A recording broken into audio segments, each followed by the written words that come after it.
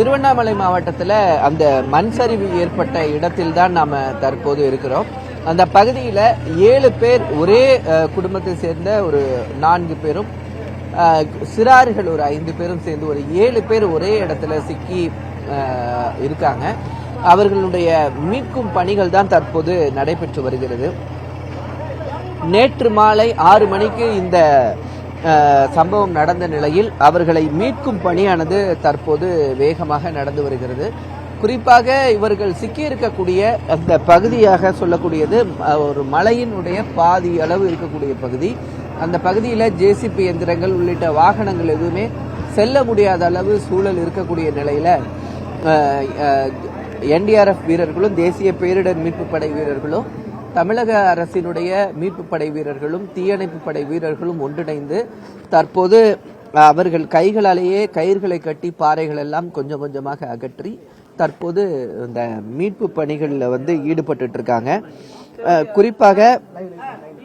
குறிப்பாக இந்த ஒரு அந்த வீடு நம்ம தற்போது பார்த்துட்டு இருக்க இந்த ஒரு வீட்டிற்கு கீழே தான் இவர்கள் சிக்கியிருப்பதற்கான வாய்ப்புகள் இருப்பதாக பார்க்கப்படுகிறது. மேலே பெரிய பெரிய கற்கள், ஏன்னா நிலச்சரிவு அந்த சரிவு ஏற்பட்ட இடம் பார்த்தீங்கன்னா கிட்டத்தட்ட ஒரு 200 அடி மேலே இருந்து ஏற்பட்டது. அதனால மேலே இருந்து பெரிய பாறை கற்கள் எதுவும் விழுந்து விடக்கூடாது என்பதனாலையும் தொடர்ந்து மழை பெய்து கொண்டே இருப்பதனாலையும் படிப்படியாக சிறுக சிறுக அந்த மீட்பு பணியானது நடைபெற்று கொண்டிருக்கிறது. தற்போது நீங்க அந்த காட்சிகளில் பார்க்கலாம். மாவட்ட ஆட்சியரும் தற்போது அந்த மீட்பு பணி எந்த அளவு நடைபெற்று கொண்டிருக்கிறது என்பதனை அவர் நேரில் ஆய்வு செய்து கொண்டிருக்கிறார். இன்று மாலைக்குள் எப்படியாவது அந்த சிறார்கள் இருக்கக்கூடிய அந்த வீட்டை அடைந்து விட வேண்டும் என்று இந்த பணி நடைபெற்று வந்தாலும் தற்போது வரை பார்த்தீங்கன்னா ஒரு 6 அடி அளவுக்கு அந்த சேரும் சகதியுமாக பாறைகளாக இருந்த இடத்தை தேசிய மீட்பு படையினர் தோண்டி இருக்கிறார்கள். அந்த வீடு முற்றிலுமாக வீட்டினுடைய வாசல் பகுதி பார்த்தீங்கன்னா முற்றிலுமாக சேற்றோடு அமுங்கி இருக்கக்கூடிய நிலையில தற்போது அந்த சேறுகளை அகற்றும் பணிகள் தான் நடைபெற்றிருக்கு. ஏன்னா அந்த நேற்று மாலை ஒரு 5:30 மணி போல வீட்டு வாசலில் இந்த குழந்தைகள் விளையாடி கொண்டிருந்த குழந்தைகள் அந்த நேரத்தில் இந்த சேரும் பாறாங்கற்களும் வந்த நிலையில் பயந்து போய் அந்த குழந்தைகள் அந்த வீட்டில் அவங்க தஞ்சம் புகுந்திருக்கிறாங்க. அந்த நேரத்தில் தான் அதிக அளவிலான பாறாங்கற்களும் சேரும் சேர்ந்து அந்த வீட்டிற்கு உள்ளே அமுங்கி இருக்கிறது. அதனால் அந்த சிக்குண்ட அந்த மாணவர்களும் அந்த சிறார்களும் அந்த பகுதியில் ஒரே வீட்டில் சிக்கி இருக்கிறார்கள். அவர்களை தேடும் பணிகள் தான் தற்போது நடைபெற்று கொண்டிருக்கிறது. குறிப்பாக NDRF வீரர்களும் தமிழ்நாடு அரசினுடைய தீயணைப்பு படை வீரர்களும் காவல்துறையினரும் தற்போது இணைந்து அந்த பகுதியில் தற்போது அந்த வீட்டினுடைய முகப்பு பகுதி மற்றும் அந்த 2 வீடுகள் தான் முக்கியமாக குறிப்பாக இருக்கக்கூடிய பகுதி.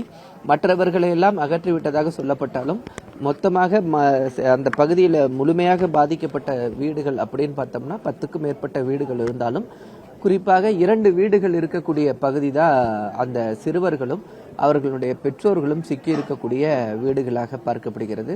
தற்போது நீங்க அந்த காட்சிகளை பார்க்கலாம். ஒரு 6 அடி அளவிற்கு அந்த மண்ணாலும் கற்களாலும் மூடியிருந்த அந்த வீட்டினை தற்போது தூர்வாரி அந்த அவர்களுடைய நிலை என்ன, அவர்கள் எந்த நிலையில் இருக்கிறார்கள் அப்படி என்று அவர்களை தேடும் பணியானது தொடர்ந்து 2வது நாளாக நடைபெற்று வருகிறது. பொதுப்பணித்துறை அமைச்சர் ஏவா வேலு அவர்கள் நமக்கு பேட்டி கொடுத்த போது கூட தெரிவித்திருந்தார், இந்த பகுதி மிகவும் குறுகலான பகுதி, இந்த பகுதிக்கு செல்வது மிகவும் சிரமமாக இருக்கிறது. அதனால இந்த ஜேசிபி உள்ளிட்ட எந்த வாகனங்களும் இந்த பகுதிக்குள்ள கொண்டு வருவது ரொம்ப சிரமமா இருக்கு.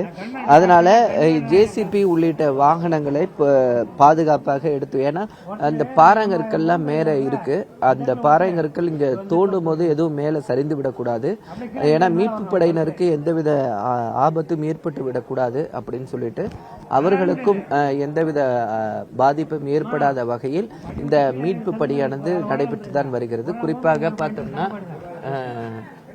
குறிப்பாக பார்த்தீங்கன்னா தொடர்ந்து மழை பெய்து கொண்டே இருக்கிறது. இந்த பகுதியில் நீர் வந்துகிட்டே இருக்கிறதுனால மீட்பு பணிகள் மிகவும் சிரமமாக கடினமாக இருக்கக்கூடிய நிலையில தான் இந்த மீட்பு பணிகளை இந்த மீட்பு பணி வீரர்கள் செய்து கொண்டிருக்கிறார்கள். எந்தவித எந்திரத்தினுடைய உதவியும் இல்லாமல் அவர்கள் அவர்களுடைய கைகளை கொண்டும் கயிறுகளை கொண்டும் இந்த பாறாங்கற்களை அகற்றி தற்போது இந்த மீட்பு பணியை தொடர்ந்து நடைபெற்று வருகிறார்கள்.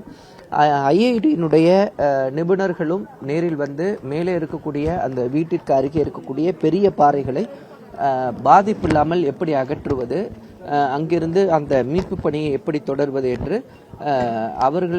அவர்களுடைய அறிவுரைகளையும் வழங்கியிருக்கிறார்கள். முதலமைச்சர் மு.க. ஸ்டாலின் அவர்கள் இது தொடர்பாக உயர்மட்ட அதிகாரிகளுடன் ஆலோசனை கூட்டம் நடத்தி சிறப்பு குழுவினரும் இந்த இடர்பாடுகளை எப்படி அகற்றுவது இந்த உள்ளிட்ட பணிகளை சிறப்பு அதிகாரிகள் கொண்ட குழு நேரில் ஆய்வு மேற்கொண்டு அவர்களினுடைய அறிவுரைப்படியும் தற்போது இந்த மீட்பு பணியானது தொடர்ந்து நடைபெற்று வருகிறது. இதுவரைக்கும் நேற்று மாலை அவர் நேரில் பார்த்தவர் ஒருத்தவர் நமக்கு பேட்டி கொடுத்திருந்து கேட்டிருந்தோம். ஓடி ஆடி விளையாடி கொண்டிருந்த சிறுவர்கள் திடீரென்று அவர்களுடைய சத்தம் அடங்கி போனது. அவர்கள் கூச்சலிட்டு விளையாடி கொண்டிருந்தவங்களுடைய சத்தம் திடீரென்று அந்த பகுதியில் அடங்கி போனது. அதன் பிறகு அவர்கள் பற்றிய விவரங்கள் எதுவும் தெரியாத சூழல் தான் உள்ளது என்று அதை சம்பவத்தை நேரில் பார்த்தவர்கள் நமக்கு தெரிவித்திருந்தார்கள். அந்த சூழலில் தான் தற்போது முதலமைச்சர் மு.க. ஸ்டாலின் அவர்களினுடைய அறிவுறுத்தலின்படியும் சிறப்பு குழுவும் அமைக்கப்பட்டு ஐஐடியினுடைய நிபுணத்துவ குழுவும் அமைக்கப்பட்டு அவர்களும் இந்த பாறைகளை எப்படி அகற்றுவது, பெரிய பாறைகளினால் மீட்பு படையினருக்கு எந்த ஒரு பாதிப்பும் ஏற்படாத வகையில் எப்படி இந்த கற்களை அகற்றுவது என்பது தொடர்பான ஒரு அறிவுரையின்படியும் தற்போது இந்த மீட்பு பணியானது தொடர்ந்து நடைபெற்று கொண்டே இருக்கிறது. தொடர்ந்து நீங்க இப்ப பார்க்கலாம், இந்த பகுதியில மழை பெய்து கொண்டே இருக்கிறது. அதனால் மீட்பு பணியில் அடுத்த கட்ட தொய்வு ஏற்படுகிறது. ஏன்னா இப்ப மழை பெய்யும் போது மீட்பு பணி ஈடுபட்டாங்கன்னா அடுத்த கட்டமாக மேலிருந்து தண்ணி வரும். அதனால இங்க கீழே இவங்களால மீட்பு பணிகள்ல ஈடுபட முடியாது. அதனால தொடர்ந்து இதே சூழல் தான் இந்த பகுதியில நிலவி கொண்டு இருக்கிறதை பார்க்க முடிகிறது.